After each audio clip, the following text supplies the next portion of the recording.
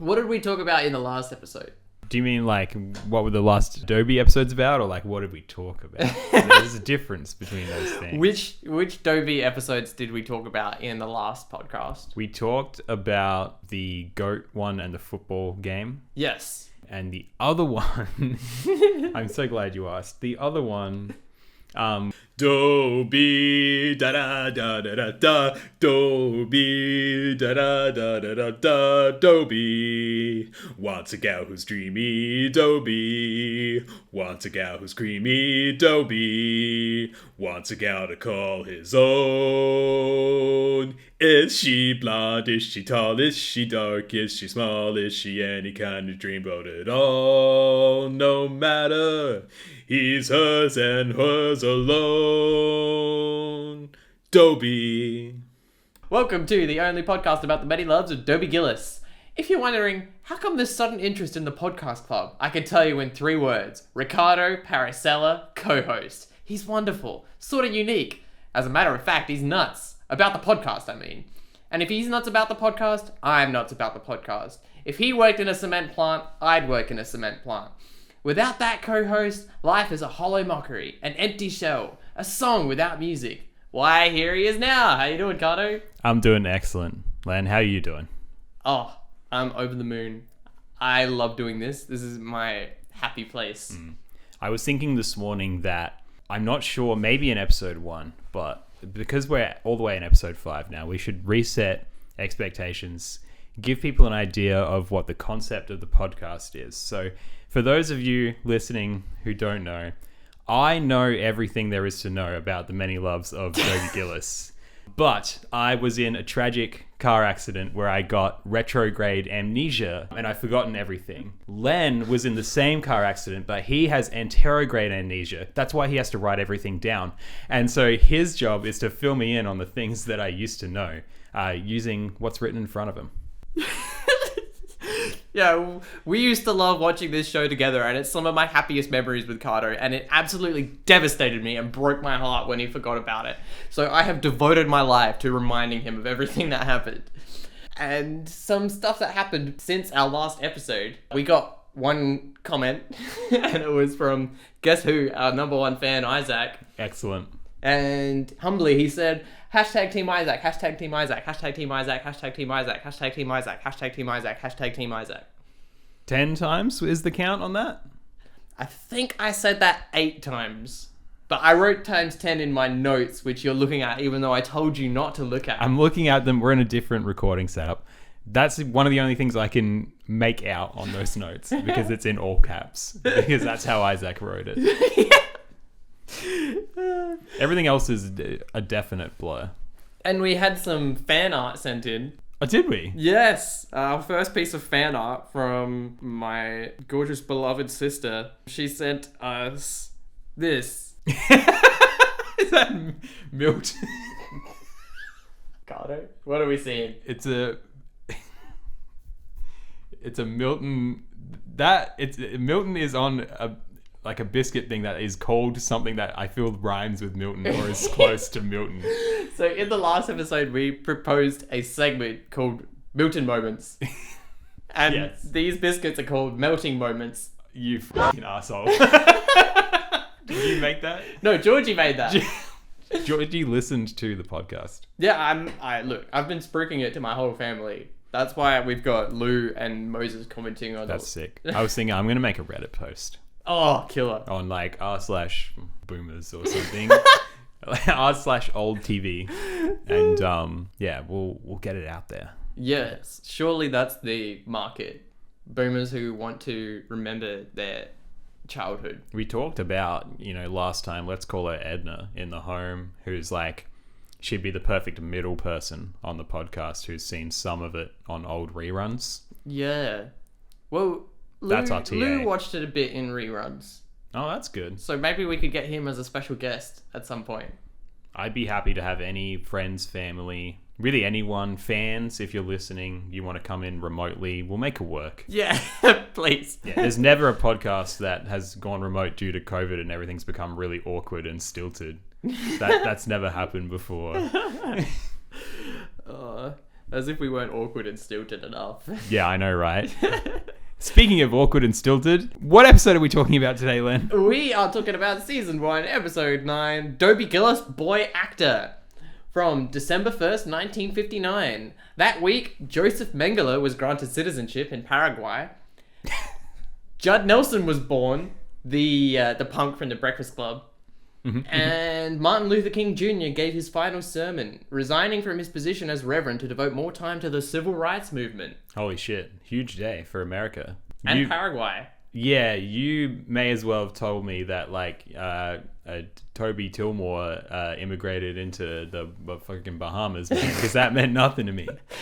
Joseph Mengele, the Angel of Death. He was one of the architects of the Holocaust. Oh, shit. Yeah, that's no good. What was he doing in Paraguay? Nothing good, I bet. No. Paraguay was a refuge for a lot of former Nazis, and Mengele was never convicted of anything, and he lived out the rest of his life for another 30 years in Paraguay and Brazil. Atrocious work. Was he like a scientist or something? Yeah, well, pseudoscientist. Yeah. Yeah. Eugenicist. He was basically figuring out the most efficient ways to commit genocide. Holy shit. Well, that's a far cry from the tone of Dobie Gillis. So in this episode, Dobie is in love with Annabelle Huffaker, who is an aspiring actress. I'm so glad you didn't make me try and remember her last name. I even like Huffaker. That's how in love I am. Yeah. He gets Maynard to steal a script for him so he can impress Annabelle, and so he can worm his way into being in the final scene of the play that they're putting on, Magnolias at Manassas. Yeah, and I want to applaud Dobie for doing a great job of keeping the secret of who stole the script. Horses couldn't drag it out of him. Oh, you know? We just had the episode, the one that you were talking about before with Pearl, and how Dobie would do anything for Maynard. You know, he would even put his romantic pursuits behind so that he can be a good friend to Maynard. And then in this episode, he's a fucking rat. He rats him immediately. He is such a dog in this episode. And it sucks because Maynard is especially dogmatically loyal in this episode. Yeah. Like, he pulls some shit. We'll get to it. But he pulls some literally shit. Pulls some shit. So the play is Magnolias at Manassas. And so it's sort of a spoof on Gone with the Wind and other Civil War romances with sort of lost cause undertones.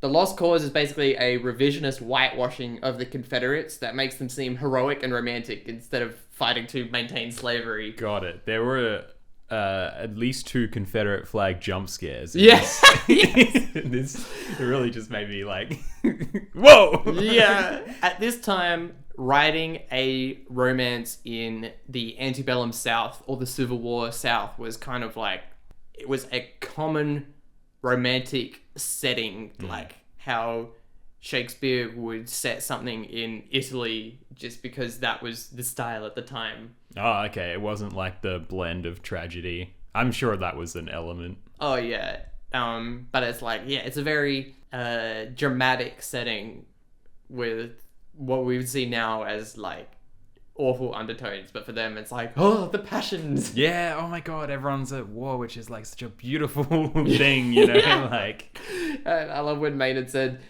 yeah, that Civil War was a swing and scuffle. No wonder those Dixie Cats blew it. They spent all their time smooching in the garden. I also was paying like, I rewound to hear swing and scuffle again. His beat talk is so good in this episode. There's a bit where he said, you got to make Milton as mad as a chichi bird. Yeah, what the heck? So a chichi bird is a Jamaican word for like a pet parrot, which is a common thing to have in Jamaica. It feels so random, but I think that's them trying to have Maynard just talk beat. Yeah. No, I like it. So they head over to the audition. Yes, so Dobie auditions for the play, which Milton is also auditioning for. And it's like, in a previous episode, Thalia said that Milton is the captain of the football team. He's a wrestling champion. He is a wrestling champion. Yep. He's part of the octet. And he's in the drama club. He's perfect. Mr. Wonderful, as Gordon calls him. And I love that he fucking wears suits everywhere. Yeah! No matter where he is, he's in a suit. And everyone else is in regular clothes. Yeah. But no, he's above it all. He plays a dirty game on Dobie in this scene. And tells him that Oberon is some kind of like talk through your teeth Western type of guy. He says that Oberon is a Gary Cooper type. Now, Gary Cooper was a screen actor who won multiple Academy Awards for his numerous roles in adventure, drama, and Western films, including, you may have heard some of these, but a lot of them, they are not remembered nowadays. There's High Noon, Sergeant York, The Virginian, A Farewell to Arms, The Lives of a Bengal Lancer, Mr. Deeds Goes to Town, which, yes, the Adam Sandler movie is a pseudo remake of. Really? Yes. Because I know about Mr. Deeds. Meet John Doe, Ball of Fire, The Pride of the Yankees, For Whom the Bell Tolls, The Fountainhead, Friendly Persuasion, and Man of the West. On the American Film Institute's Top 50 Greatest Screen Legends, he's ranked number 11. God damn. Yeah. Yeah, that is impressive. And so, yeah, Dobie does an impression of him during the audition, which just makes everybody laugh, because for them it's obvious that Oberon is not a Western type. I haven't seen A Midsummer Night's Dream, so I don't know what Oberon's meant to be like. Yeah, me neither. This would have been a good one to have my partner on. Yeah, this is why. This episode is so full of a bunch of theatre references. This has to be my Milton moment for the episode, where there's sort of like an awkward silence and Milton just starts loudly guffawing, like... Yeah, he has an unusual laugh. Yeah, such a loud, fake laugh. It was my Milton moment for the episode until the moment where he steps up and he's like, I didn't really agree with the way Tennessee Williams wrote the character, so I've made some adjustments. That is my Milton moment for the episode.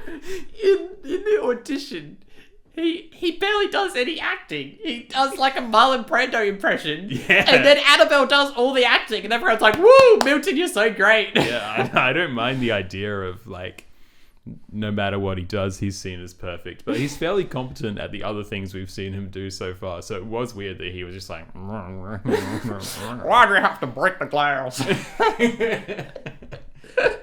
There's a bit where Dobie is going to audition. We got to rewind a little bit. And Maynard is like, are you really sure you want to do this, Dobe?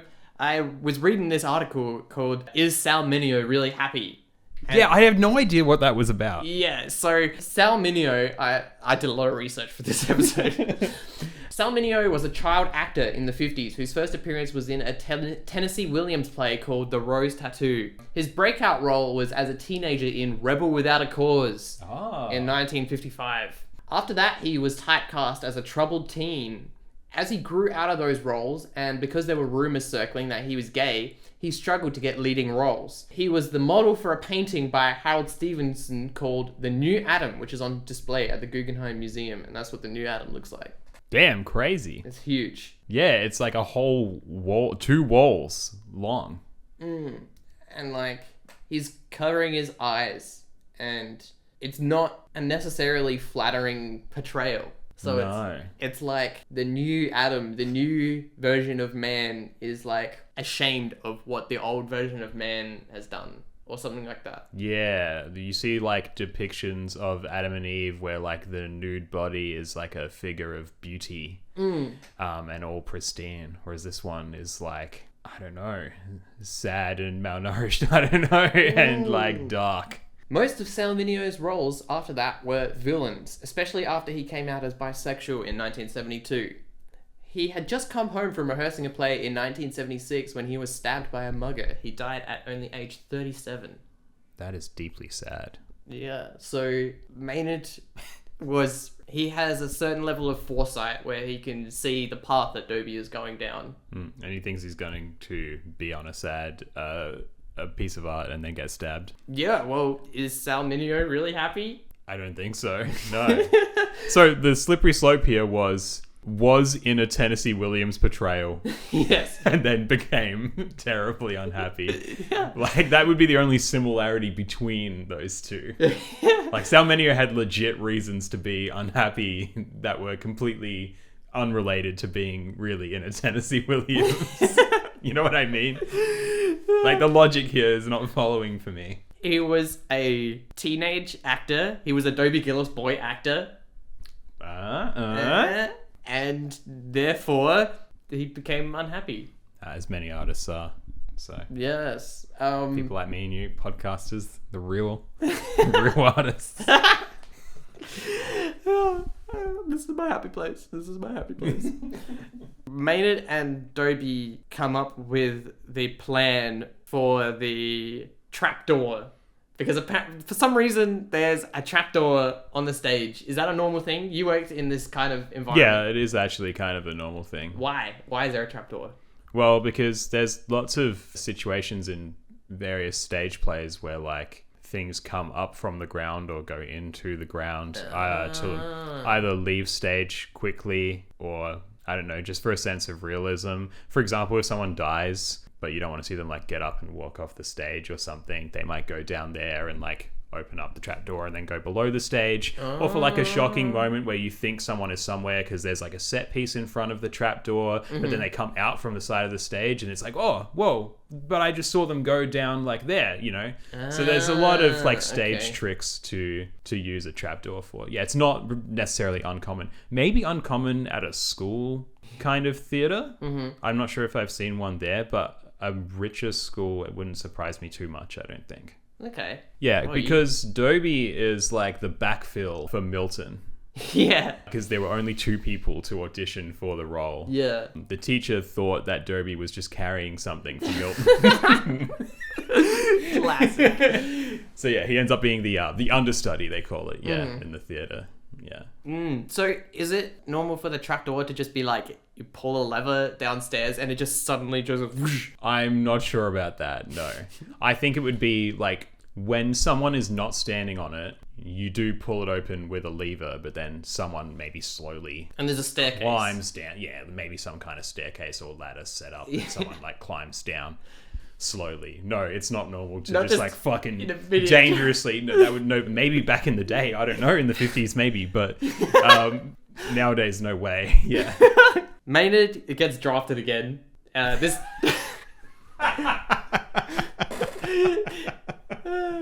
time by Lincoln. Maynard gets cast as a Yankee soldier, so he's in the play, but Dobie isn't. It's just pretty funny. So there's a scene in the play where Milton and Annabelle are together in the house, and then a soldier breaks in through the door. Yes. And they have some sort of tussle. After that is when the big kiss is. Yes. But there's a weird cut when they're doing the rehearsal. Did you see that? Yes, I did see this weird cut, and I had fully intended to bring it up when Milton is like, he goes to like maybe put something down or something on the right hand side of the door, and then there's a cut and he's standing in a basically completely different position delivering his next line. Forgive me, Lavinia, I go off to glory or something like that. Yeah. There's also the scene where, and I forget where this is in the sequence, but Maynard and Dobie are doing like prop work while Annabelle and Milton are rehearsing. And every time they go in for the kiss, Dobie and Maynard come through with like a big set piece being like, coming through.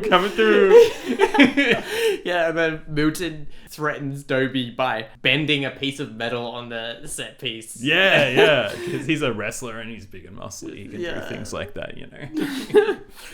It comes to the opening night. Yeah. Is it before the show that he gets dropped through the trapdoor? Yeah, it is. Yes. Yeah, it's in the pre-show. When they're getting ready. It's right before, because the teacher is ready to do lights and curtain open. Yes, she's saying 2 minutes, everyone. And so I think that Milton's starting position on stage happens to be directly over the trapdoor. Yes. And then Maynard is supposed to go down into the dressing room to tell everyone that there's 2 minutes left to go. And he sneaks down in there for some reason, even though he doesn't have to sneak. That's his job, to go down in there. And then there's nobody even in there. So he pulls the trapdoor, the lever for the trapdoor. The dressing room wouldn't be below stage, so he probably would have gone like but she somewhere. says go down into the dressing room. Yeah, maybe it would. Maybe she's using it metaphorically or figuratively. Go over down to the dressing room. Yeah, or maybe it just doesn't check out. But yeah, he goes down there. Yeah. He pulls the very obvious, like, signposted lever. Yeah. That I don't feel would be like that. Like, or maybe it would for safety reasons. It would be that obvious. It's a bit Looney Tunes. Yeah, it is very Looney Tunes. 1 kilogram weight, type of signposting. Yeah. And the dressing room, I guess, is locked behind Milton. So Milton drops through. Yeah. And there is no way for him to get I out. assume Maynard locks it. Locks it, yeah. And then, so Dobie is, because he's the understudy and Milton is nowhere to be seen, the play starts and the curtains raise, the lights turn on, and Dobie is playing Lieutenant Culpepper. So Annabelle playing Lavinia comes on stage and she's shocked to see him. And he whispers to her, "I told you we should have practiced." Just so sinister. It is very sinister. Like, the subtext is like, "I told you should have kissed me." Like, it's like, ugh. Yeah, literally. I said you wouldn't practice. You would only practice as with the understudy if you knew that the main actor would be away for a particular performance. You would only rehearse with them for that reason. Otherwise, the understudy is just learn the lines and do your best on the night. Imagine how unsafe Annabelle would feel at that moment. Like, predatory. Yeah. She does say, and it's so funny to me that this is relatively consistent throughout the series, but she does say earlier in the episode that after he does something creepy towards her, she's like, "I like you, Dobie, but I'm gonna, smack you up or whatever if you stay around here." I'm like, surely the women would not be like, "Yeah, I like you, I have a soft spot for you." She says, "I'm fond of you," specifically. Dobie, I'm very fond of you, but if you don't leave, I'm liable to punch you. Yeah. I'm like, shouldn't they just be like, "Ew, gross"? Yeah, I don't know what she sees in him. I guess same as Thalia, she just thinks he's a little oaf, lovable little oaf.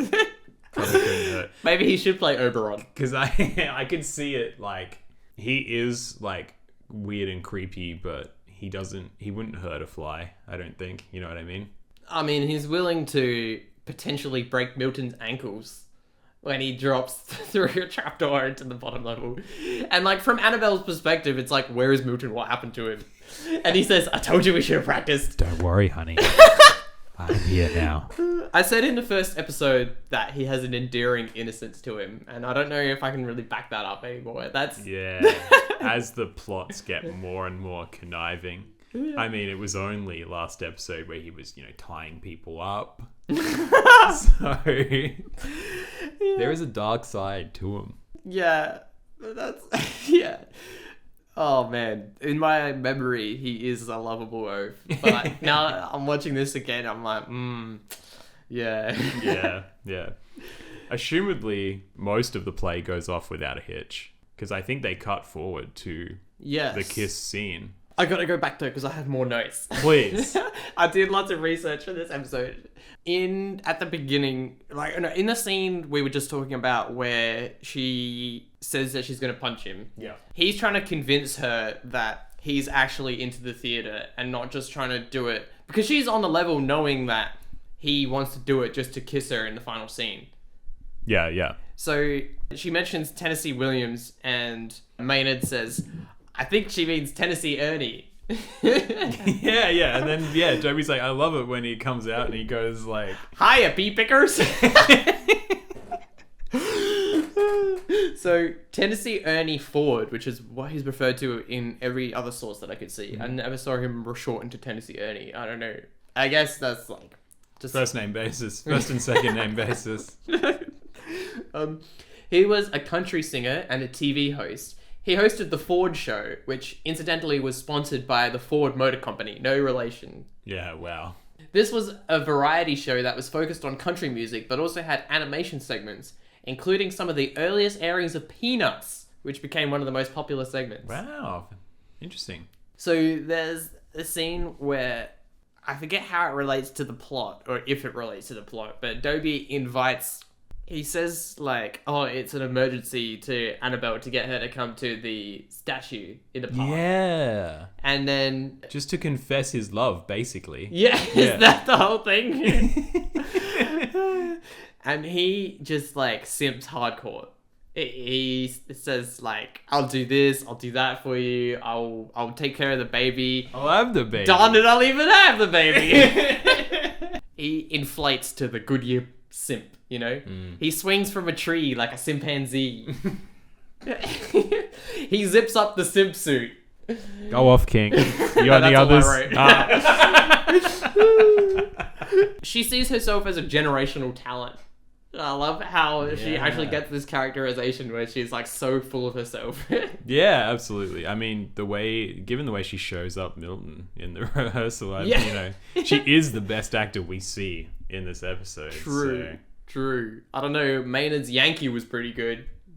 True, not so bad. His act fighting was pretty good, where he gets the uppercut and he goes flying backwards. Yeah. It's a pretty good stunt. Yeah, he's a physical comedian. Yeah, for sure. So Annabelle mentions the actress of a generation for like 4 generations in a row. And so she mentions Sarah Bernhardt, who was a stage actress in the 1800s. Like, she's really gone back generations Oh, here. damn. Yeah. Bernhardt was once described as the queen of the pose and the princess of the gesture. All right, so just synonyms. She's... I guess gesture is a little different. She, like Maynard, is a great physical actor. And then she mentioned someone called Duse, which it took me so long to figure out how that was spelled. Duse. I did so much Googling. Oh, Duse. Yeah, that would have been tough to find. I did Dooza, Douza. It was a real doozy. Yeah, it sure was. So I finally found her. Italian actress Eleonora Duse, who just went by Duse. She was another stage actress from the 1800s who was big into method, which she called eliminating the self.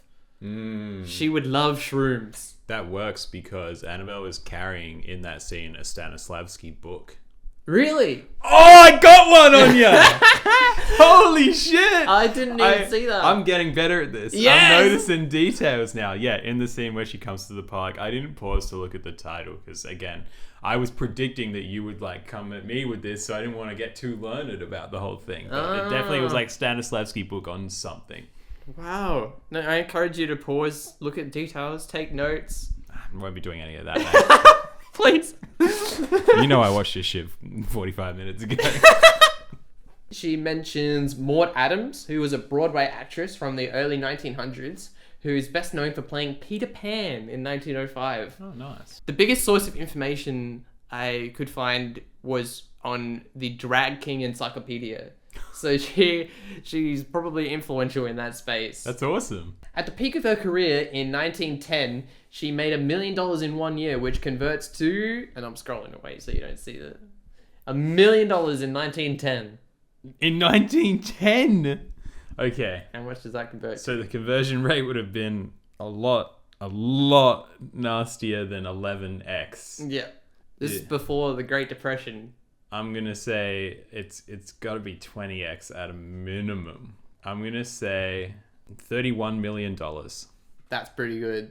It was $35,054,736.84. You know what? I'll take it. Yeah. Being in the 30s, I'll take it. Yeah, you were only $4 million off. Next, she mentioned Ethel Barrymore. Does that name ring any kind of bell for you? Nah, I'm more of a Drew head. Yeah, well, she is part of the Barrymore-Drew acting dynasty. She was a stage, screen, and radio actress known as the First Lady of the American Theatre. She won an Academy Award for Best Supporting Actress for her role in None But the Lonely Heart in 1944. She's the great aunt of Drew Barrymore. And Wow. Drew Barrymore, her first name is like the surname of the other half of the family. So, Oh, interesting. Yeah. So she was just named based off the 2 last names within her family tree. Yeah. Yeah. She's part of the Barrymore Drew acting dynasty, and her name is Drew Barrymore. That's sick. Yeah, meant to be. On the chalkboard at the opening night, we're skipping back forward to where we were before. It says Battle at Manassas tonight with a 2-night.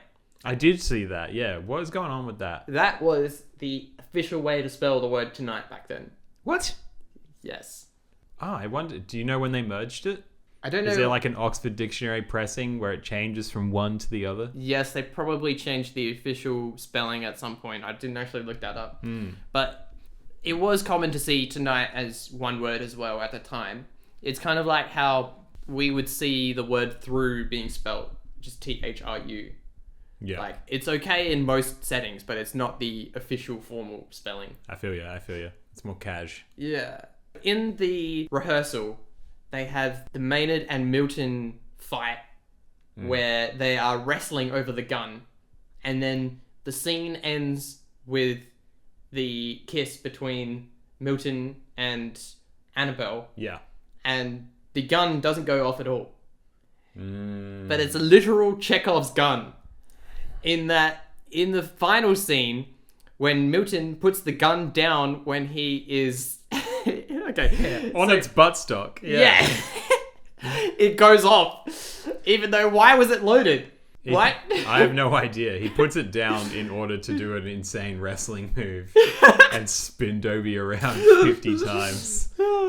So Milton escapes from the imprisonment that Maynard has put him in, and he has enough strength to break door hinges. Yeah.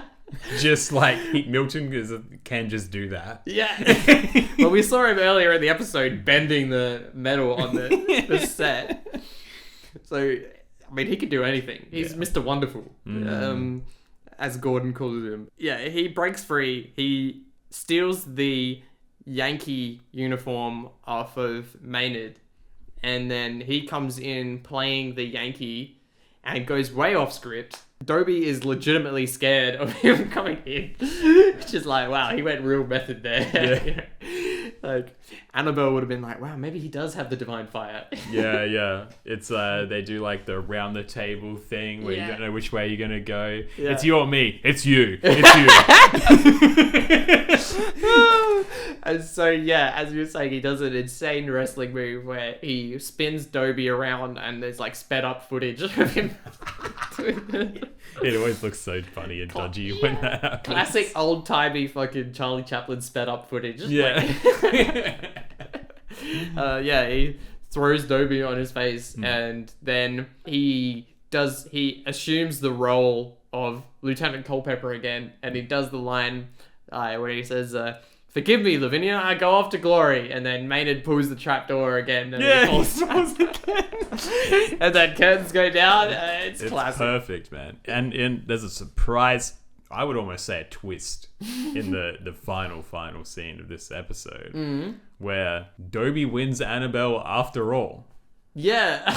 Like, they're back in the park. Dobie's, doing his soliloquy to the camera. Yeah. And then Annabelle comes in and it's like, yeah, my love, we got to go play like these two islanders. Do you have their names written down? I think it was Guanji and Una. I was like, this is a kind of a rare. Normally it just ends up with Dobie flat on his face. Yeah. So it was really interesting that it was like, yep, I win this one. Yeah. And then not acknowledged in the following episode in any way. Yeah, like, I guess she must have been convinced that Dobie actually did have the divine fire from his portrayal of Lieutenant Culpepper being legitimately scared of the Yankee. He was, there for most of the opening night performance. Yeah. So, like, you could say, in spite of how it ended, Dobie and Maynard's plan, like, kind of went off mostly without a hitch, except for the end. Because he got to act in a majority of the play. Maybe he didn't get his kiss. Yeah. But all the same. Yeah, because the kiss is meant to be right after that line.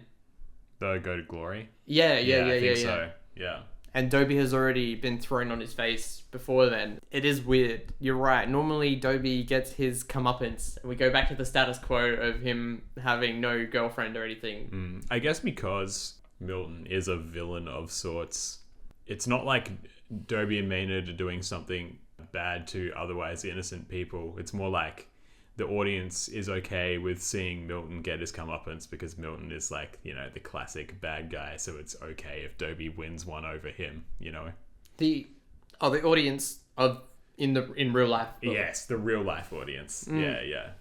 Yeah. And of course, the prize is the woman. Yeah. I suppose Milton going way off script is what deterred Annabelle from him. And he fell in the trapdoor again. For all we know, he's actually dead. We don't see him after he falls down the trap door the second time. So. Well, he's not in the next episode, so he that. might never be back. Or maybe he'll come back as a ghost and haunt Dobie. That'd be awesome. I would hate for it to be... I hate for Milton moments to be a one-er. Yeah! If he never comes back. Yeah, it can't be a one-time segment. We need a Milton moment every episode. Okay, now we're up to You Rank.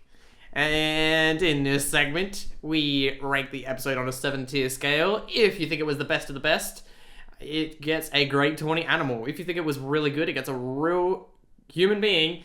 If you thought it was good, it gets a good buddy. If you thought it was alright, it gets a no offense, none taken.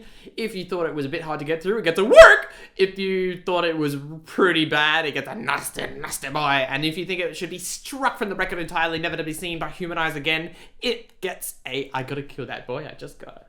I liked this one. Yeah, I thought it was a bit of a banger, to be honest. I like any episode with Milton so far. Yeah. I think I've ranked all the Milton episodes higher than all the non-Milton episodes. I'm sure the trend will break immediately. Let's have a think. I am not quite all the way in Great Tawny. I don't want Great Tawny to become a category that, is oversaturated. Okay. But I gotta say, it's pretty great. I'm let's go real human being for this one. Human being. I liked it. Yeah, how'd you find the episode? Oh yeah, this is I love this. I love all the references. I love the Milton just being amazing at everything, and like everyone just loves him no matter what he does. Like, it's so funny. Like Mrs. Erdlatz just fawning over him. Yeah. She's good in this episode too. Yeah, she's awesome. Like she wrote a pretty problematic play, but she's pretty funny. The way she faints twice. Yeah, I forgot they mentioned the teacher wrote that. Yeah. I wonder if the teacher wrote the Pacific Islander one as well. It would be like in keeping with her problematic streak, I think. To just cast these two white people as Islanders with maybe accurate names, but it still doesn't feel nice, does it? No. Yeah. Yeah, I feel like they are. There's something not right there. Yeah, nah. Where would you rank? It is really good, but it's not as laugh out loud as The Sweet Singer of Central High. I reckon Real Human Being is the right ranking for it. Oh yeah, we're in agreement on this one. Yeah. No need for a hashtag team whoever. No, for this this is an episode of harmony. We'll see. There's no conflict in this episode. Okay, we're only halfway through the proceedings here, so yeah. Look, I have a lot more notes for the first episode than the second one, so I think we're a bit past time. All right, we're only there's another episode to come, and maybe I don't look upon this one quite as favorably as the other. We'll see. Okay, so there is one segment before we look at the next episode. It's called Bach Me Dead. Since we found out in the last episode that Cardo is an expert on all things Bach, I figured there's no point just asking him inane multiple choice questions. I should just let him divulge his extensive knowledge upon us. So, Cardo, tell us. This is true. Who were Bach's parents and what was his childhood like? Of course. So much like Bach, Johann Sebastian Clyde Bach, which we didn't mention last time. True. He does. His parents also have 4 names. Mm-hmm. So the mother was Winnie Cooper Claire. Okay. Winnie Cooper Claire Christian. She actually kept her name. Oh, her wow. last name. Progressive. Very progressive. For the 18th century. For the 18th century. And the dad was Johann Sebastian. What was it? Larry Bach. Oh, okay. Yeah. His childhood was troubled. Both parents passed at a very young age. Oh. Well, he was a very young age, Okay. rather. How did they pass? Oh, I'm so glad you asked. So the mother was cancer.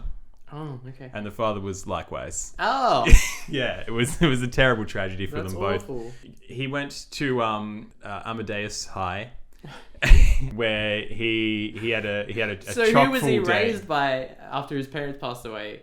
Was that when he was? Yeah, it was prior to high school. So he was an orphaned kid after that.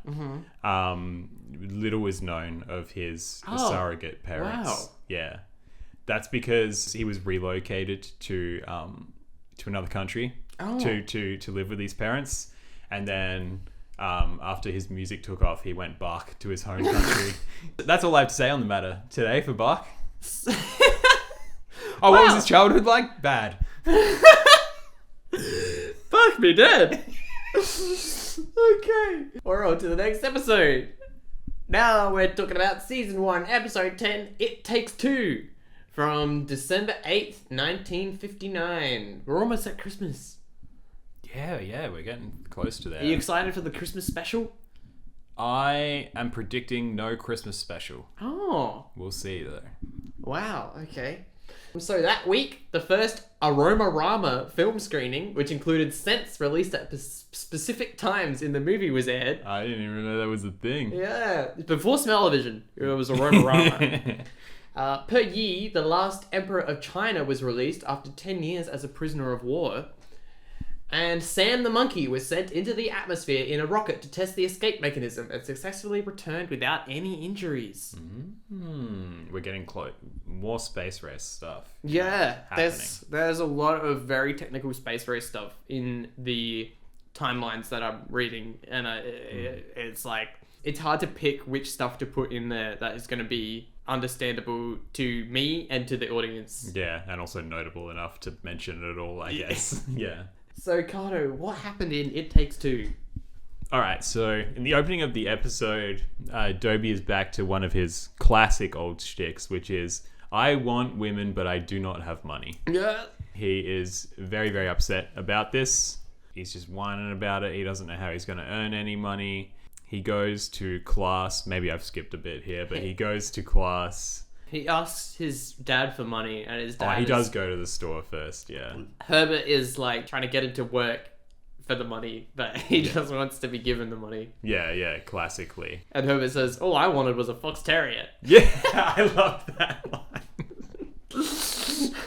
So he goes to class. Yeah, well, I think there's like when he leaves the store, Winnie like cons Herbert into like buying her a dress. Oh, She's yeah. like, I'm gonna go woo a drunk or something. Roll a drunk. Roll a drunk. Again, I don't rewind. I do one and done. Wow. For the most part. So he'll give money to her, but he won't give money to his own son. He's fine with Dobie rolling a drunk. That's what he suggests. Yeah, I guess so. And as sinister as we've seen Dobie in the last couple of episodes, maybe he would roll a drunk. Yeah, I feel like he maybe would. Dobie goes to a science class, and Which is taught by the same teacher as his English class. Yes, they all have the same teacher. And I feel like there is, when the teacher enters, there is always some like audience reaction. From the live studio, like there's like a ooh, oh, oh. It's not a live studio audience, but they did show the finished episode to an audience. Yeah. Understood. Yeah, he's in science class learning about genes, and he notices assumedly a new girl because she comes in and they're all like, There's a lot of turnover at the school. yeah, it's a very fast turnover in the school. She comes in and yeah, he notices her instantly. Dobie's like, oh, look over there, you see that? And man is like, the blackboard? Yeah. Ace icon. Yes. Yes, maiden. So yeah, she comes, she sits right in front of him, and Dobie does what classically Dobie always does. He saddles up to her, he's like, you're so beautiful, I love your eyes, I love your lips. And she is interested, but she's like, it's complicated. Yeah. The teacher continues to lecture about genes and how much of your personality is made up from nature rather than nurture, and that sometimes bad parents always spawn bad children. It's just sometimes it skips a generation. But it's in the gene pool. It's basically like once the well is poisoned, you're done, basically. Yeah, I don't know how scientifically accurate that was considered at the time. I think it's very old-fashioned. They only discovered that DNA had 4 nucleotide bases 8 years before this episode, so it was cutting edge. And they only discovered that it was a double helix structure 6 years before this episode. Wow, yeah, we're on the edge, yeah. So he probably... I don't know if they would have been teaching in high school about the stuff that we learned about, like GATC. I don't know. Did you do that in science? Or Oh yeah, the chemical structure thing. Is that what you're talking about? Like the the proteins or something. I can't remember. Bases, yes. Bases. Like how I believe G only bonds with C and T only bonds with A. Something like that. Yeah. Yeah. And yeah, so he asks her to dinner. And she says, "That sounds Marvy." She's awful. What do you mean? Dobie. They can't talk about it in class because class is on. So yeah, he's like, "Let's go to dinner," and then he's like, "Do you like having like chicken and ham and lobster and olives and stuff like that?" And she's like, "Oh, I love those things." But you're broke as fucking anything. Yeah. Like, isn't it expensive? He's like, I got it covered. They just met how to... Yeah. Well, I don't know, man. She could just see it. She sees him talking to Maiden and she's like, oh yeah, this guy's broke. So they go to dinner and they're eating at the grocery store, which is fantastic. There's canned everything. And at the grocery store, they have a light that just shines on the counter. Yeah, it's perfect. So they're eating all this stuff. She asks Dobie how he feels about children. And he's like somewhat indifferent. And then take him or leave him. Take him or leave him. And then she's like, oh, well, that just can't be. You know what? You're not the one I'm getting completely out of here. Just straight up. Yeah. Which I guess is fine. It is a deal breaker question for a lot of people. And then he's like, no, actually, I was just joshing you. I fucking love kids. In fact, I want to have no less than 14 kids. She's like, I was more thinking 3, but that's, whatever. We'll make it work. And she has this whole plan. Oh my God. Okay, I gotta say, I found her so unwatchable and insufferable. I was thinking, this chick is nuts. Yeah, she is crazy, and I have no idea what Dobie sees in her. And... She's rattling off these 3 fantasies where the first child is a broad-shouldered, massive a man, a jock, a Milton. Yeah. If you like, a real achieve-it-all. And Dobie's like, oh, I'm going to have to feed this guy. Otherwise it's going to cost me, an arm and a leg to feed him. Maybe the stinginess does run in the family. Yeah, you're right. And then the second child is just a pale lady who wistfully looks out the window all the time. And then Nanette. Yeah, Nanette. And then the third child is a roly-poly. She describes them as like roly-poly. Sturdy little... I forget the name. Yeah, and then Dobie's like, oh, so they're fat. I have to feed them a lot too. Which is just ridiculous. But he's willing to go through with this whole plan. Kids he doesn't want. Kids senseless. Yeah. But... he does say in the last episode, darn it, I'll even have the baby. So... yeah, it's not necessarily out of character. It's just, I just wasn't resonating with her or whatever. I just wasn't feeling it. I have forgotten how Dobie brings up that his dad is cruel, but I know that it's plot important. Somehow the conversation gets around like whatever, like the money and maybe situation. So he... oh, I just had it. She's like, oh, let's have dinner another time. Or maybe even lunch. And then he says, oh, no, we can't have lunch.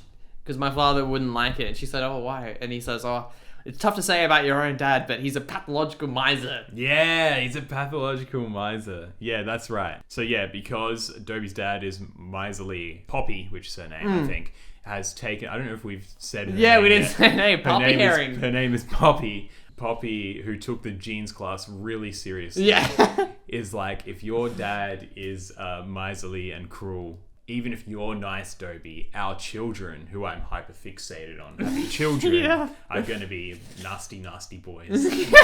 And so true. Therefore, Therefore, we can't be together. So Dobie devises a plan to prove to her that Herbert is actually a lovely, lovely dad. But first, he offers her olives, and he says that they are 65 cents a jar. You're so fucking funny, man. Now, 65 cents in 1959, how much does that convert to? We're back in your area of expertise, 1959 inflation rate. I've always forgotten, so it's like 11x and a little bit. So you said 65 cents? Yep. Okay, so 65 cents is $6.50 on the 10x. 11x would then be 7 something. Can we go 7.39? Oh, you are getting so close. It's $7.44. You're joking. 5 cents? 5 cents off. Holy. One little echidna off. Australian podcast. Hey, yeah, I'm pretty good. He devises a plan. Yes. The plan is to do the first honest day of work he's ever done in his whole life at the grocery store to make his dad happy. In fact, he even makes it really obvious to his dad just to lock it in. Yeah. If I work a whole day at this store and I do all the deliveries and I do everything you want, I've already got my apron on. I love the bit where Winnie and Herbert are talking before Dobie comes in. And he's like, Winnie's like, Dobie's a good boy. And Herbert's like, I only believe he's a good boy if he comes in and wordlessly puts an apron on and is ready for work. And then Dobie does exactly that. Yeah. And then Herbert falls and somehow spins in the air and lands the other way from how he was facing. I didn't know this. He lands in the completely opposite direction. That's funny as, yeah. I also like when Dobie goes, oh yeah, if I do all these responsibilities to the store, and then Herbert goes, I'll be in a coma. Yeah. Herbert and Winnie are talking before Dobie comes in. Herbert sees that the stock is gone and just assumes that everything has been selling. And it's like, aren't they the only people who work there? Wouldn't they know that the stuff was not selling? I was going to say, nobody else is turning those over. That is a weird plot point for them to bring up because it doesn't really contribute much. So I thought it was going to be a catalyst for him being in a good mood. Yeah, I see. Which then, when Poppy came around or whatever, it'd be okay. But it didn't really end up being that because Dobie has to do this plan to put him in a good mood. And then it didn't really end up... He didn't actually end up buying the dress or the hat yet. Yeah. Well, he gave her the money at the start, but he said he was going to get her a hat to go with the dress. Yeah. He didn't end up buying that. And then it never comes around onto Dobie that he took those just to have the day either. So it ends up being kind of irrelevant. Yeah. Not that every line has to be relevant, but they draw attention to it. Yeah. And then kind of drop it. We should have a segment that's like the writer's room. Yeah. What we could do better than this. I just think it's interesting to point out, there's a whole scene on it. So you would think that... Yeah. Usually with intention, Yeah, they don't have to draw attention to it. I guess maybe if they didn't, people would be like, don't they notice that the stuff is gone? 3 cans of things have disappeared from my store. 3 cans of things that never sell disappeared from the top row of I don't know if I'd notice. Yeah. But yeah, you're right. He's meant to buy her a hat and we never see the hat. No. It would be funny if he buys the hat and then maybe he has to return it or he... I don't know, man. No, okay. We'll have to open up the writer's room later. Yeah. So Dobie, do you have any notes for this section? I'm feeling anxious now about the last one. I just wanted to say one of Maynard's lines is really good, where Dobie is like, one of these days, Maynard, you'll run into a girl that you like.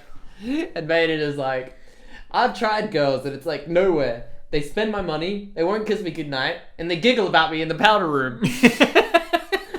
You try girls if you want to. Me, I'm sticking to jazz. Ace icon. Ace icon. I love it. Yeah. So yeah, Dobie goes and does the deliveries for the grocery store with Poppy. He takes Poppy along for the ride. And this is where we get almost like a pseudo montage of Dobie messing things up. So the first thing he does is he offers an apple to Poppy from the delivery bag. Yeah. Then the people that they were meant to deliver those apples to go into the store. This is a time jump. They've received the apples already. They go into the grocery store and they're like, we ordered 6 pounds of apples. Yeah. And we put it on the scale and it's 3.5 pounds. I have notes on this. Yeah, I knew you would. Because I had issues with it. So he ordered 6 pounds of apples. Yeah. That is 2.72 kilograms. Yeah. He ended up with 3.5 pounds, which is 1.59 kilograms. So Dobie and Poppy ate 1.13 kilos of apples.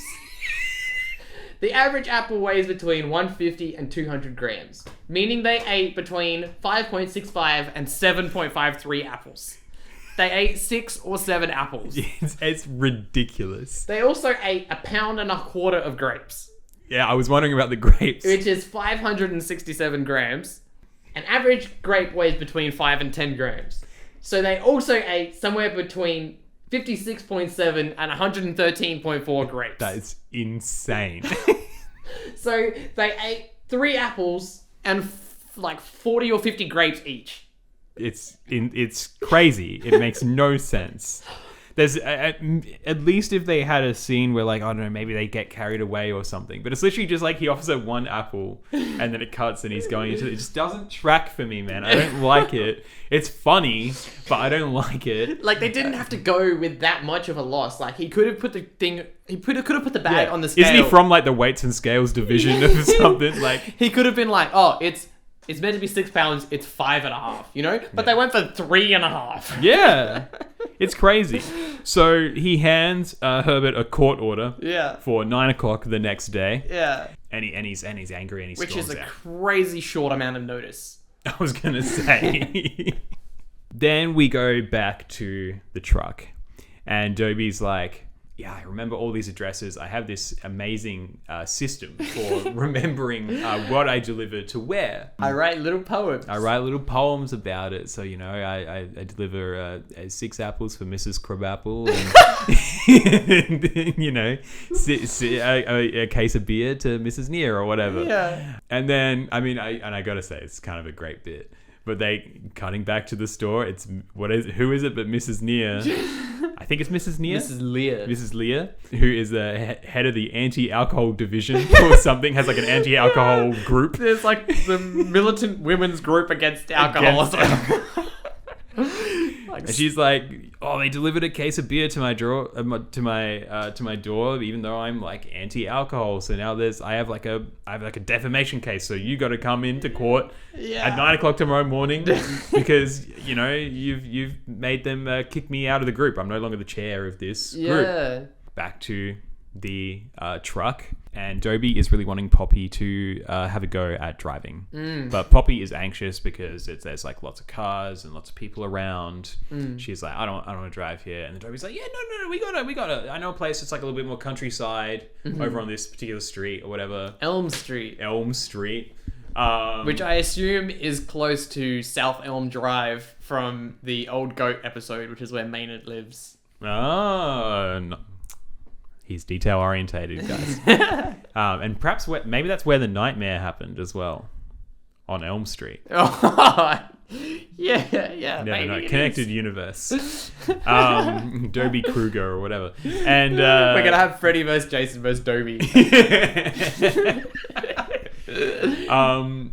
And then what do you know? We cut to a scene where someone who is a member of the damn bird watching association comes into the store, and Poppy has taken control of the vehicle. She's driven it through this countryside and scared all the birds off. And the guy says to Herbert, "Do you know what I saw there on Elm Street?" And Herbert says, "A double-breasted seersucker," which sounds like a bird. But it's actually a type of suit. That's hilarious. And the guy just goes along with it. The guy's like, at this time of year? At this time of year? Yeah, it's pretty great. So, yeah, Poppy, who was driving 80, maybe even 90, or 70, maybe even 80. Yeah, miles. So Miles, that's pretty fucking that's like probably fast. over 100 Ks. Yeah, that's insanely fast. Down here, who's scared off the birds. So, of course, there's another court order because he says something around the lines, and it's a good line, of like, you know that scaring birds off is like The law. bird-watching society takes a dim view of scaring the wildlife. Very dim, yeah. In fact, it is illegal. It's illegal. Illegal to scare the birds. Yeah. Lock up all the toddlers at the beach, you know. So, 3 court orders for Herbert to go in at 9 o'clock to different rooms in the court. Dobie comes back with Poppy. Herbert hides behind the door before they come back in with a feather duster or something. Yeah, I think that's what it is. Yeah. And Dobie's like, I've done a full day delivery today. I'm feeling great. We've had a wonderful time. Can't wait to introduce you to my dad. He's going to be stoked. Yeah. Sweet father, where are you, sweet father? He comes through the door. Herbert like chases him around with the feather duster. And Winnie's like, don't worry, dear. He's never caught him yet. Never caught him yet. They come back through the door or whatever. Poppy, I think, just pisses off. I think. Yeah, she's like, well, Mr. Gillis, I wouldn't have your dirty old jeans anyway. And he's like, dirty old jeans? I put them on this morning. Such a... Yeah, like a sting. And then there's a really awkward, really awkward I gotta kill that boy, I just gotta. The it is delivery awful. Yeah. They needed another take on that one. I gotta kill that boy. I gotta kill that boy. Like it is just the worst thing I've ever seen. He has nailed the exasperated, frustrated menace in the previous iterations of his catchphrase. Yeah. And this time, he just flopped. I don't... Yeah, it literally feels like they used the wrong take. Yeah. It's deplorable. But Herbert has an interesting line earlier on where Winnie said, oh, I told you Dobie was a good boy. And Herbert says, you also told me the Dodgers would never leave Brooklyn. The Brooklyn Dodgers baseball team were once called the Brooklyn Trolley Dodgers because Brooklyn was full of high-speed streetcars that were notorious for hitting pedestrians. Another nickname for the Dodgers was Dem Bums. The team is famous for signing the first ever black major league player, Jackie Robinson. You might have heard of Jackie Robinson. Yeah, I think so. The Dodgers moved to LA in 1957, only 2 years before this episode. The same year, Brooklyn's rivals, the New York Giants, moved to San Francisco, and the rivalry just continued unabated. Oh, okay, interesting. And then we have the closing scene with Dobie and Maynard. Oh, yeah, so, yeah, Dobie is like... something along the lines of like, you know, Maynard, I just realized, you know, how you're such a wonderful and loyal friend, and like, you know, I get myself all twisted up with all these women and it never works out, but I always have you. You're my one sense of stability. I appreciate you so much. And then a girl walks by and he's off. Back to his old shit. In the middle of Maynard speaking, he's just like completely not even listening, just follows this girl away. Poor Maynard, man. We just had the episode of Dobie proving that he puts Maynard above his love interest. He does. He rats him out over the course of these 2 episodes. Bad. Dobie is a fucking rat, man. The only podcast that fucking hates Dobie Gillis.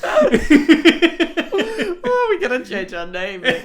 We can't stand the guy personally. You know what? That guy from Webster was right. This show should be the Maynard G. Krebs show. Yeah, and Dobie should be the sidekick who's Yeah. always like unreliable because he's wandering off to pursue women. Yeah. So Maynard mentions a couple of pairs of iconic friends. David and Jonathan, who are from the Bible. This is from Wikipedia. David, the youngest son of Jesse, kills Goliath at the Valley of Elah. You know, David and Goliath, yep. where the Philistine army was in a standoff with the army of King Saul, Jonathan's father. David's victory begins a rout of the Philistines, who are driven back to Gath and the gates of Ekron. Abner brings David to Saul, while David is still holding Goliath's severed head. Jonathan, the eldest son of Saul, has also been fighting the Philistine. Jonathan takes an immediate liking to David, and the two form a covenant. And this is the quote. Now it came about, when he had finished speaking to Saul, that the soul of Jonathan was knit to the soul of David, and Jonathan loved him as himself. Saul took him that day and did not let him return to his father's house. Then Jonathan made a covenant with David, because he loved him as himself. Jonathan stripped himself of the robe that was on him and gave it to David, with his armor, including his sword and his bow and his belt. So David went out wherever Saul sent him and prospered, and Saul sent him over the men of war. It's beautiful. So Maynard would give anything to Dobie, even his soul, Like clothes off his back, his soul, his belt, and Dobie would throw it away in an instant. for one woman. He also mentions Damon and Pythias from Greek mythology. All right. Pythias and his friend Damon, both followers of the philosopher Pythagoras, traveled to Syracuse during the reign of the tyrant Dionysius I. Pythias was accused of plotting against the tyrant and sentenced to death. Accepting his sentence, Pythias asked to be allowed to return home one last time to settle his affairs and bid his family farewell. Not wanting to be taken for a fool, the king refused, believing that, once released, Pythias would flee and never return. Damon offered himself as a hostage in Pythias' absence, and when the king insisted that, should Pythias not return by an appointed time, Damon would be executed in his stead, Damon agreed, and Pythias was released. Dionysius was convinced that Pythias would never return, and as the day Pythias promised to return came and went, he called for Damon's execution. But just as the executioner was about to kill Damon, Pythias returned. Apologizing to his friend for the delay, Pythias explained that on the passage back to Syracuse, pirates had captured his ship and thrown him overboard, but he had swum to shore and made his way back to Syracuse as quickly as possible, arriving just in time to save his friend. So astonished by and pleased with their friendship, Dionysius pardoned both of them. It was also said that the tyrant then sought to become their third friend, but was denied. So Maynard would brave pirates Yeah. to save his friend from execution. But Dobie. He would do none of that. We now get to You Rank. You rank. Len, if you thought this episode was the greatest thing you've ever seen in your life, you would give it a great tawny animal. If you thought it was pretty damn amazing, you would give it a real human being. If you thought it was very good, but just sort of above average, you would say it's a good buddy. If you thought it was average, you'd go give it a no offense, none taken. If you thought it was a little bit below average, you'd give it a work. And if you thought it was really, really bad, you'd give it a nasty, nasty boy. If you thought it was the worst thing you've ever seen and should be struck from the records, you would give it a I gotta kill that boy. I just gotta. I reckon this one feels like a work. It has a couple of good moments, but I do like the farcical, like everything that Dobie does that he thinks is going well is actually going completely poorly. Mm-hmm. I reckon I'll go with a no offense, none taken. No offense, none taken. What do you reckon? For me, I really didn't like the first half. I do like like you said, that scene of the car and then the flow and effects of everything he does conceptually. But for the reasons we've already stated, this episode just feels so poorly made, to be honest. I'm going to go all the way to Nasty, Nasty Boy. Wow. I was not a big fan. And I got to say, I got to find the character of the lady that Dobie is pursuing Poppy appealing. Like, I need to find... in a general sense. Oh, okay. I need to find that character appealing. I found Poppy so off-putting, it drove my ranking, so down. I don't mean appealing in terms of attractive. I just mean as a character, I want to watch them. The theater... Annabelle was like, cool. Okay, I get it. Theater kid. I get this. Poppy, I'm like... Fuck off. I'm going Nasty, Nasty Boy. Wow. I thought Poppy was pretty interesting in, she is obviously messed up somewhere in Yeah, she is. So I was like, what weird shit is she gonna say next, you know? I could have gone above, but the delivery on I gotta kill that boy just solidified it for me. They had to stick the landing. They did not stick the landing. Alright. We should make some kind of outro for the show. Like what do we say at the end of the show to be the ending? I feel like most shows have an ending, but I can't really think of what they are. Historically, we've just been thanks for watching, leave a comment and all that, but it's not a cool ending. It's just a lame call to action. Well, I adapt an intro soliloquy. Maybe I should take the outro soliloquy from the episode to be the ending as well. Do they always have one? I'm not sure they always Not have always, one. no. I think the last... One of them ends with Maynard doing the pose. Oh yeah, this episode ends with Maynard doing the pose when Dobie Dobie abandons him. Right when he's saying how much of a good friend he is. We'll workshop it. Yeah. Thanks for listening. Thank you. Yes, definitely leave a comment. We'll read it out on the show. Pretty Yeah. much no matter what it is. Yeah, if you thought this episode was average, keep hashtag Team Len. Oh, we're still doing the hashtags. Thought this episode was well below average, hashtag Team Cardo. And I don't want to see any hashtag Team Isaacs.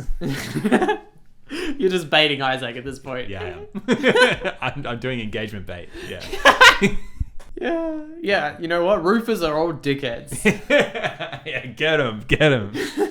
All right. All right. See ya.